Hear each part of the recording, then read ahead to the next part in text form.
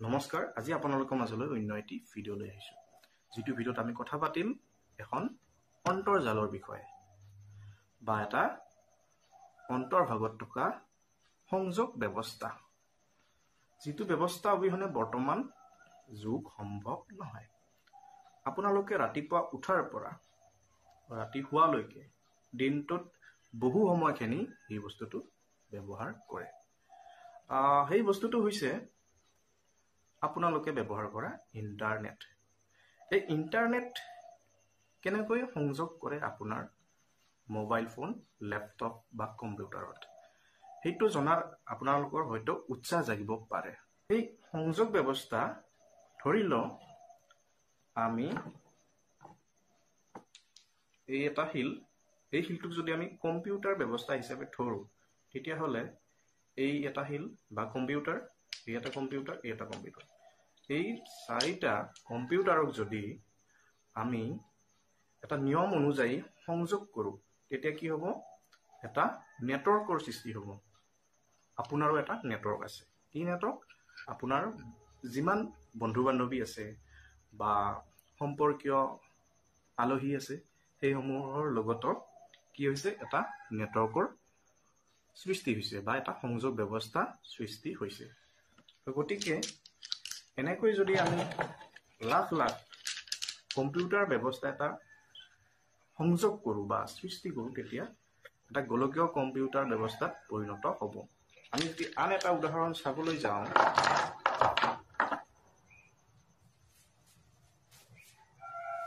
এইখন হৈছে মাছমৰা জাল গতিকে এই জালখনত কি হৈছে মানে কি বিভিন্ন সৰু সৰু ঘৰ আছে এই যদি প্ৰত্যেকটো ঘৰক আমি এটা নেটৱৰ্ক হিচাপে ধৰো এই গোটেই জালখনত এটা কিমান ডাঙৰ কি আছে নেটৱৰ্ক আছে এটো হৈছে গোলকীয় নেটৱৰ্ক যিটোক আমি ইন্টাৰনেট বুলিব পাৰো বা জালখনৰ পৰিপ্ৰেক্ষিতত এখন হৈছে এখন জাল গতিকে জালখন কেনেকৈ সৃষ্টি হৈছে একোটা একোটা সৰু ঘৰৰ দ্বাৰা আপোনাৰ ঘৰৰ সদস্যসমূহ এটা নেটৱৰ্ক আমি যদি চাবলৈ যাওঁ প্ৰত্যেকটো ৰাস্তা গোটেই পৃথিৱীখনক সংযোগ কৰিছে গতিকে এই এটা ইন্টাৰনেটৰ উদাহৰণ ইয়াৰ যদি আমি সংজ্ঞা চাবলৈ যাওঁ বা এটা লিখিত ইন্টাৰনেটৰ সংজ্ঞা দিয়া তেতিয়াহলে আমি কেনেকৈ দিম ইন্টাৰনেট হৈছে আন্তঃসংযোগী কম্পিউটাৰ নেটৱৰ্কসমূহৰ গোলকীয় ব্যৱস্থা প্ৰণালী বা এক বিশ্বব্যাপী নেটৱৰ্কসমূহৰ নেটৱৰ্ক যিয়ে প্ৰামাণিক প্ৰটোকল ব্যৱহাৰ কৰি ইজনে সিজনৰ সৈতে যোগাযোগ কৰে ই বিশ্বজুৰি কোটি কোটি ব্যৱহাৰকাৰীৰ মাজত তথ্য ধাৰণা আৰু তথ্যৰ ভাগ বতৰা আৰু বিনিময়ৰ অনুমতি দিয়ে যাক আমি ইন্টাৰনেট বুলিব পাৰো এটা সংযোগ ব্যৱস্থা ৱৰ্ল্ড বেংকৰ তথ্য অনুসৰি 2021 চনত এই ইন্টাৰনেটৰ ব্যৱহাৰকাৰীৰ সংখ্যা 63.1% আৰু ভাৰতৰ 2024 চনৰ মাৰ্চ মাহৰ তথ্য অনুসৰি 65% মানুহে এই ইন্টাৰনেট ব্যৱহাৰ কৰে গতিকে ইন্টাৰনেট এটা এৰাব নোৱাৰা বস্তু আপোনালোকে ইন্টাৰনেট বিভিন্ন কামত ব্যৱহাৰ কৰে উদাহৰণস্বৰূপে ৰাতিপুৱাই উঠিয়ে হয়তো কোনোবাই হোৱাটছএপত মেছেজ দিয়ে এইটো ইন্টাৰনেটৰ সহায়ত হৈছে ফেচবুকত কিবা এটা পোষ্ট দিয়ে তো সেইটো ইন্টাৰনেটৰ সহায়তে হৈছে এই ফেচবুক হোৱাটছএপ ইনষ্টাগ্ৰাম ইউটিউব এই একোটা ইন্টাৰনেটৰ মানে বহিঃপ্ৰকাশ যিহেতু ইন্টাৰনেট এটা গোলকীয় ব্যৱস্থা গতিকে এই বিষয়ত এটা প্ৰশ্ন উঠিব পাৰে যে ইন্টাৰনেট কোনে আৱিষ্কাৰ কৰিছিল কোনো এটা বস্তু কৰাৰ আগতে বা বনোৱাৰ আগতে তাক আমি ভাবিব লাগিব বা ধাৰণা কৰিব লাগিব যে বস্তুটো এনেকুৱা হ'ব ইন্টাৰনেটৰ প্ৰথম ধাৰণা কৰিছিল জোসেফ কাৰ্ল ৰবনেট লিকলাইডাৰে 1962 চনত 1960 পৰা 70ৰ ভিতৰত আমেৰিকা প্ৰতিৰক্ষা বিভাগৰ এডভান্স ৰিচাৰ্চ প্ৰজেক্ট এজেন্সিয়ে প্ৰথমটো নেটৱৰ্ক ব্যৱহাৰ কৰিছিল যিটো নেটৱৰ্ক হৈছে আৰ্পানেট এই আৰ্পানেট পৰীক্ষা কৰোঁতে বিভিন্ন ধৰণৰ সামগ্ৰী ব্যৱহাৰ কৰা হৈছিল। এই অন্তৰ্ভুক্ত তথ্যসমূহ সৰু সৰু ভাগত বিভক্ত কৰি স্বতন্ত্ৰভাৱে প্ৰেৰণ কৰাৰ কৌশল প্ৰয়োগ কৰিছিল। পুনৰাই এই তথ্যসমূহ পৰীক্ষাগতভাৱে উচিত কৌশলেৰে একত্ৰিত কৰা হৈছিল। এই পদ্ধতিটোক পেকেজ সুইট বুলিব পাৰি। ই এটা অগ্ৰণী কম্পিউটাৰ। সাধাৰণতে গৱেষণা প্ৰতিষ্ঠান বা সামৰিক ঘাটিত তথ্যসমূহ সযতনে ৰাখিবলৈ ইয়াক ব্যৱহাৰ কৰা হৈছিল। চাৰ্লে ক্লাইন এজন উকলাৰ ছাত্ৰ আছিল আৰু এই ছাত্ৰজনে কি কৰিছিল? আৰ্পানেটক কেন্দ্ৰস্বৰূপে লৈ 1969 চনৰ 29 অক্টোবৰত উকলাৰ SDS চিগমা কম্পিউটাৰৰ পৰা ষ্টেনফৰ্ড ৰিচাৰ্চ চেণ্টাৰলৈ এটা মেছেজ চেণ্ড কৰিছিল ৰাতি 10:30 বজাত। আৰু এই মেছেজ ৰিচিভ কৰিছিল ষ্টেনফৰ্ড ৰিচাৰ্চ চেণ্টাৰৰ বিল ধুবেল নামৰ এজন ব্যক্তিয়ে। এই আৰ্পানেটৰ লগত জড়িত আন এজন ব্যক্তি হৈছে লিঅ'নাৰ্ড ক্লেইনৰক, যিজন ব্যক্তিয়ে পেকেজ সুইটিঙৰ ব্যৱস্থা উদ্ভাৱন কৰিছিল বা যিটো ইণ্টাৰনেটৰ বা আৰ্পানেটৰ ভেটি বুলিব পাৰি। এই কলম দুটাৰ মাজত আমি যদি কিবা সংযোগ স্থাপন কৰিবলগীয়া হয় তেতিয়াহ'লে ইয়াৰ পৰাও আমি অনুমতি ল'ব লাগিব, ইয়াৰ পৰাও অনুমতি ল'ব লাগিব। তেতিয়া এক কি হ'ল? ছিষ্টেম সৃষ্টি হ'ল। ঠিক তেনেধৰণে বফগান আৰু ভিণ্টন চাৰ্ফে এক ব্যৱস্থা সৃষ্টি কৰিছিল, যিটো ব্যৱস্থা সৃষ্টিৰ ফলত বৰ্তমান ইণ্টাৰনেটৰ এটা ব্যৱহাৰ আৰম্ভ হৈছে। ইণ্টাৰনেট প্ৰট'কল বা IP ব্যৱহাৰ কৰি এটা ছিষ্টেমৰ পৰা আন এটা ছিষ্টেমলৈ তথ্য পাতি প্ৰেৰণ কৰিছিল।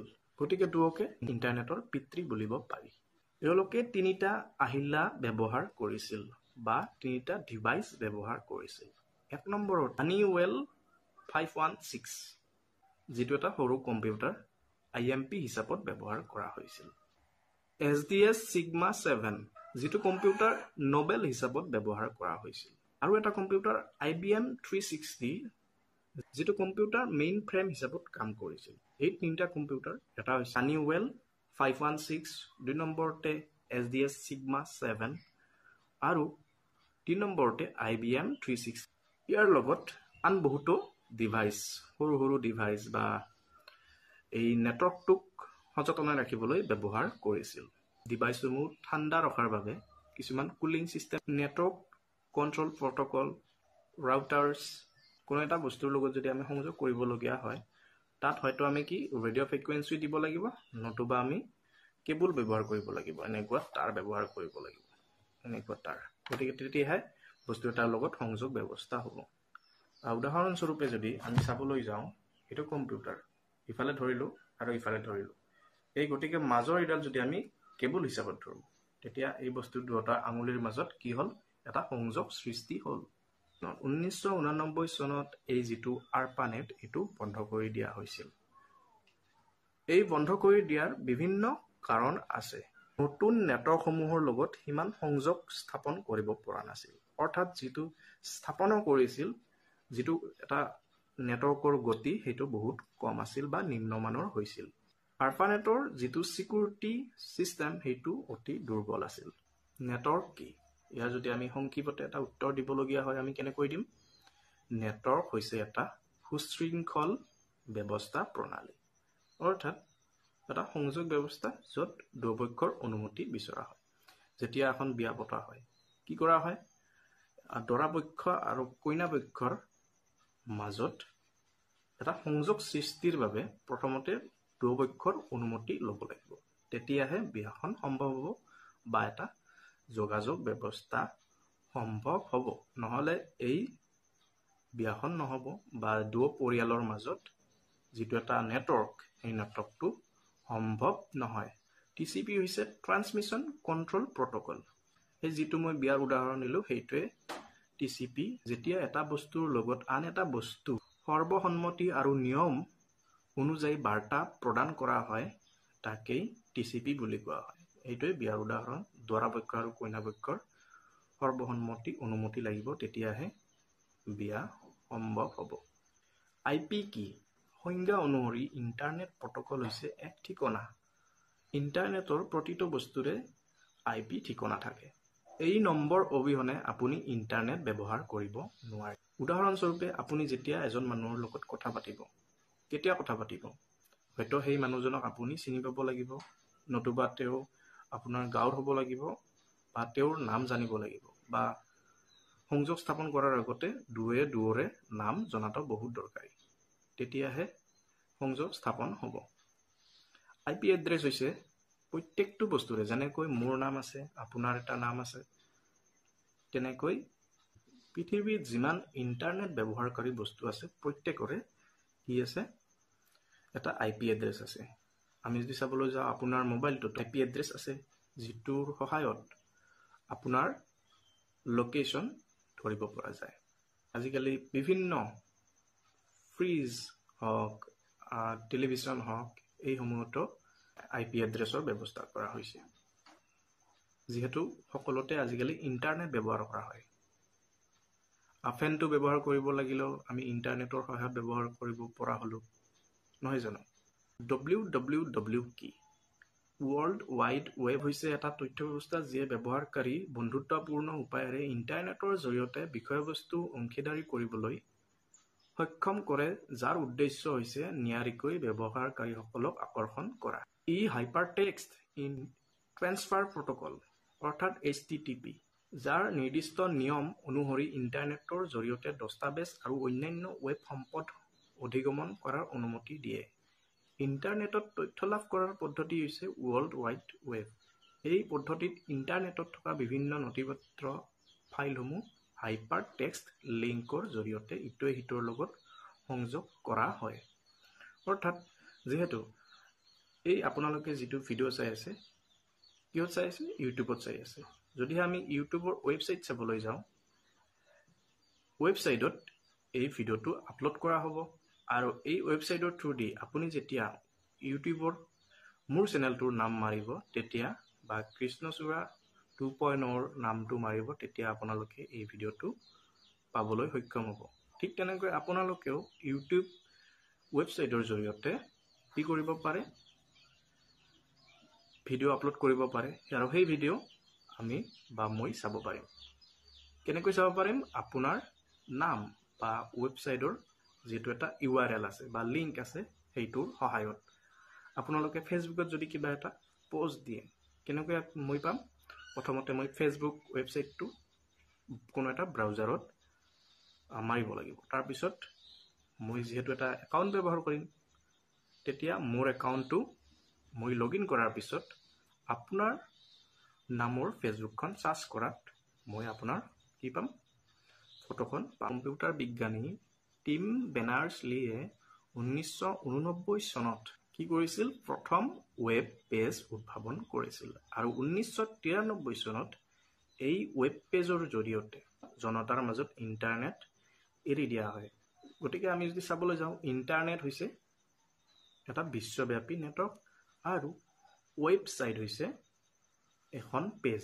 কোনো এটা ৱেবছাইট আমি চেক কৰিব পাৰোঁ, বা কোনো এটা ৱেবছাইটত থকা যিসমূহ বস্তু এভেইলেবল আছে সেইটো আমি চেক কৰিব পাৰোঁ। আৰু এপ হৈছে এটা এপ্লিকেশ্যন, যি এপ্লিকেশ্যনত আমি কি কৰিব পাৰোঁ? কিছুমান টাস্ক থাকে, সেই টাস্কসমূহ আমি কমপ্লিট কৰাৰ পিছত বস্তু এটা আমি চাব পাৰোঁ। উদাহৰণস্বৰূপে আমি www অবিহনেও আমি ইণ্টাৰনেট কৰিব পাৰোঁ। উদাহৰণস্বৰূপে আমি যদি হোৱাটছআপ চাবলৈ যাওঁ, হোৱাটছআপত আমি কি ব্যৱহাৰ নকৰোঁ? ৱেব পেজ ব্যৱহাৰ নকৰোঁ, ডাইৰেক্ট আমি কি ব্যৱহাৰ কৰোঁ? এপটো ব্যৱহাৰ কৰোঁ। বা গুগল পে, যিটো এটা এপ, সেইটো আমি ৱেবছাইটৰ থ্ৰুদি আমি নকৰোঁ। কি কৰোঁ? ডাইৰেক্ট এপটো আমি বা এপ্লিকেশ্যনটো আমি খোলাৰ পিছত পে'মেণ্ট বা যিকোনো তাৰ লগত জড়িত কামসমূহ আমি কৰোঁ। গতিকে তাত ৱেব পেজ বা wwwৰ কোনো প্ৰয়োজন নাই। কিছুমান তেনেধৰণৰ গেম আছে, সেই গেমসমূহ ৱেবছাইটৰ সহায়ত নচলে। 1978 চনত আৱিষ্কাৰ কৰা হৈছিল যদিও 1983 চনতহে ইয়াক ৰাজহুৱাভাৱে গ্ৰহণ কৰা হয়। পল মকাপেট্ৰুছে কি কৰিছিল? DNS ব্যৱস্থা আৰম্ভ কৰিছিল 1983 চনত।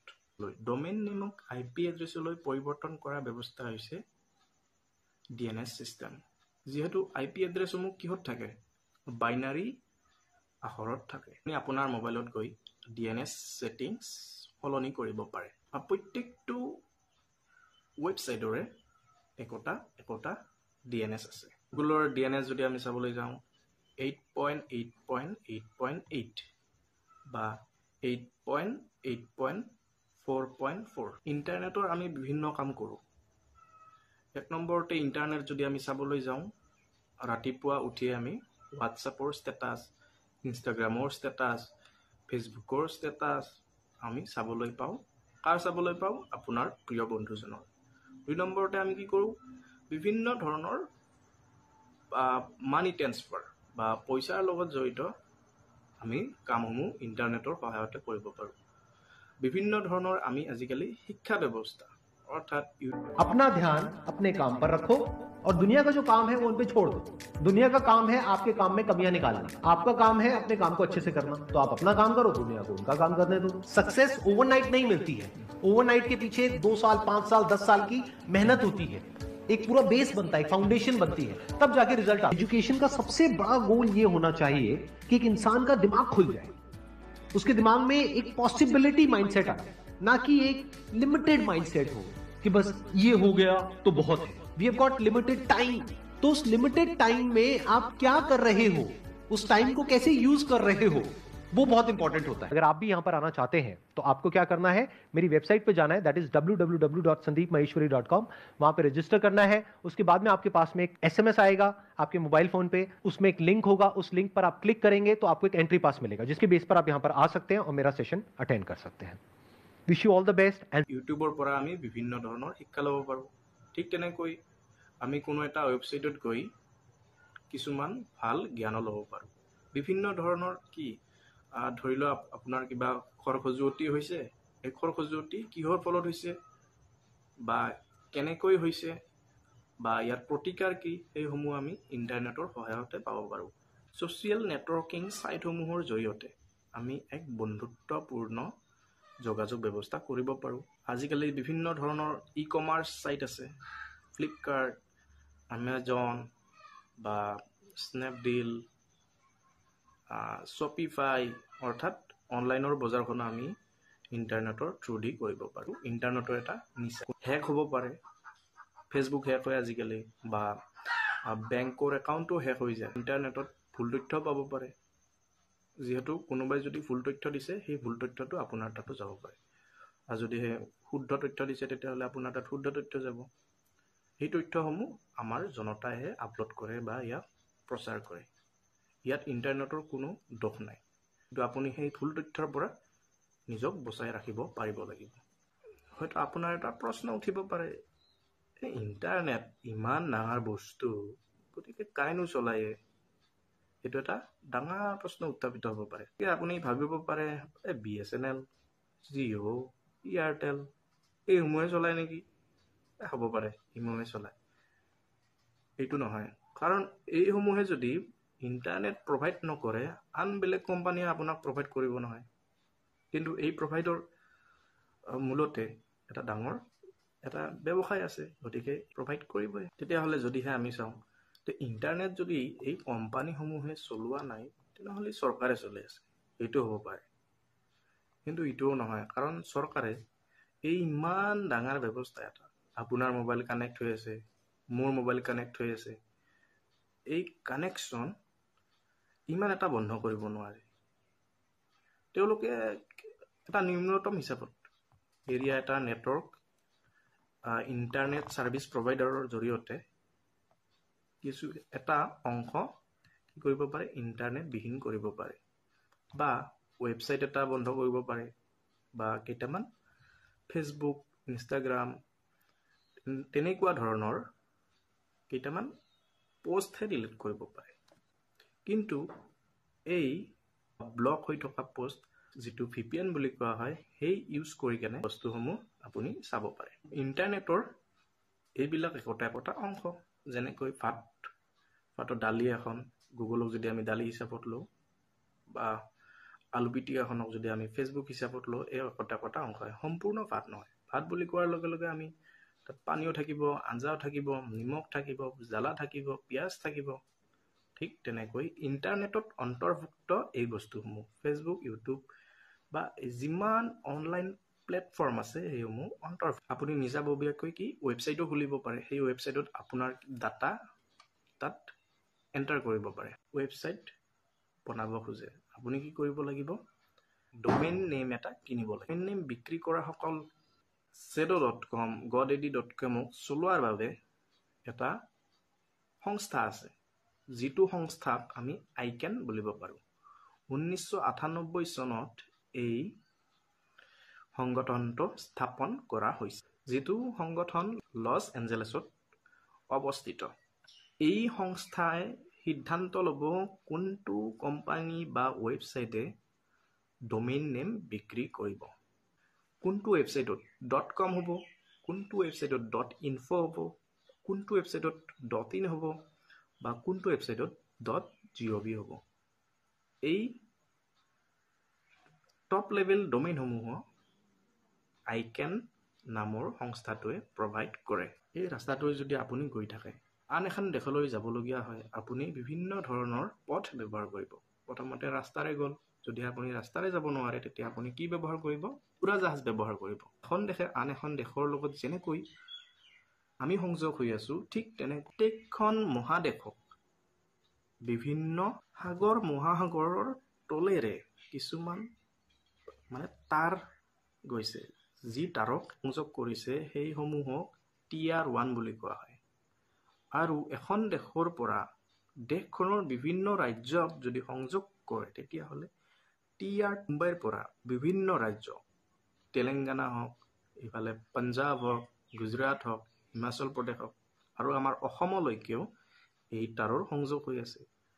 এই তাঁৰৰ পৰা বিভিন্ন এই ৰাজ্যখনৰ অৰ্থাৎ অসমৰ বিভিন্ন ঠাইলৈ এই নেটৱৰ্কসমূহ আহিছে। আপুনি যি এলেকাত আছে সেই এলেকাত কিছুমান টাৱাৰৰ ছিষ্টেম কৰা হয়, যিসমূহ টাৱাৰ গোটেই বিশ্বতেই আছে বা তাৰ সংযোগ হৈ আছে। আপোনালোকে এটা প্ৰশ্ন উঠিব পাৰে, ভাৰে মইতো মোৰ মোবাইলত কোনো ধৰণৰটো কি নাই, তাৰ সংযোগ নাই, গতিকে মই কেনেদৰে এই নেটৱৰ্কৰ লগত বা ইণ্টাৰনেটৰ লগত সংযোগ হৈ আছোঁ? আপুনিও সংযোগ হৈ আছে, কাৰণ আপোনাৰ ওচৰত বা 2 বা 3 কিলোমিটাৰৰ দূৰে দূৰে একোডাল টাৱাৰ কি কৰা হয়? পতা হয়। এই টাৱাৰে ৰেডিঅ' ফ্ৰিকুৱেঞ্চিৰ সহায়ত আপোনাৰ ঠাইলৈ বা আপোনাৰ মোবাইললৈ ইণ্টাৰনেট প্ৰভাইড কৰে। যেতিয়া আপুনি পাহাৰ এলেকালৈ যায়, তেতিয়া তাত কি হয়? কোনোবা এটা অঞ্চলত নেটৱৰ্ক নোপোৱা হয়, অৰ্থাৎ সেই নেটৱৰ্ক যি টাৱাৰে আপোনাৰ মোবাইললৈ পঠিয়াব পৰা নাই বা আপুনি সেই ৰেঞ্জত অহা নাই। ইণ্টাৰনেটৰ স্পীড যদি আমি চাবলৈ যাওঁ, যি অঞ্চলত ইণ্টাৰনেট ব্যৱহাৰকাৰীৰ সংখ্যা যথেষ্ট, সেই অঞ্চলত কি হ'ব পাৰে? ইণ্টাৰনেটৰ স্পীড কম হ'ব পাৰে, কাৰণ ইণ্টাৰনেট বহুত সংখ্যক লোকে যেতিয়া ব্যৱহাৰ কৰে তেতিয়া সেই ব্যৱহাৰকাৰী ইণ্টাৰনেট প্ৰভাইড কৰাত অসুবিধা হয়। ধৰি লওক এক থালি কি আছে? ভাত আছে। যদি 10জন মানুহক খাবলৈ দিয়া হয় তেতিয়া তেওঁলোকে বহুত ভাত পাব, হয়তো একটিং পাব। কিন্তু যদি সেই এক থালি ভাতকেই 1000 মানুহক যদি আমি ভগাই দিওঁ তেতিয়া কি হ'ব? অলপ পাব, দুটা পাব। তো ঠিক তেনেকৈ ইণ্টাৰনেটো তেনেকৈয়ে বিভক্ত হয়। এডাল টাৱাৰৰ পৰা 100 GB যদি ইণ্টাৰনেট প্ৰভাইড কৰা হয় তেতিয়াহ'লে 100জন মানুহে যদি থাকে তেতিয়া 1 GB কৈ পাব। আৰু যদি 1000জন থাকে তেতিয়াহ'লে কি পাব? 100 MB কৈ পাব। ইণ্টাৰনেটৰ ব্যৱহাৰ কমিবলৈতো নাই, ইয়াৰ ব্যৱহাৰ আৰু বাঢ়িবহে। যিহেতু মোবাইলৰ সংখ্যা, লেপটপৰ সংখ্যা বা বিভিন্ন ব্যৱহাৰীৰ সংখ্যা বাঢ়িছে। যদিহে ইণ্টাৰনেটৰ বিষয়ে জানিবলগীয়া হয়, এইখিনি তথ্যই সম্পূৰ্ণ নহয়। ইয়াৰ বিষয়ে আমি আৰু অনেক তথ্য, অনেক বাৰ্তা আমি পাব পাৰিম। এইটো এটা থুলমূল আভাসহে। ধন্যবাদ।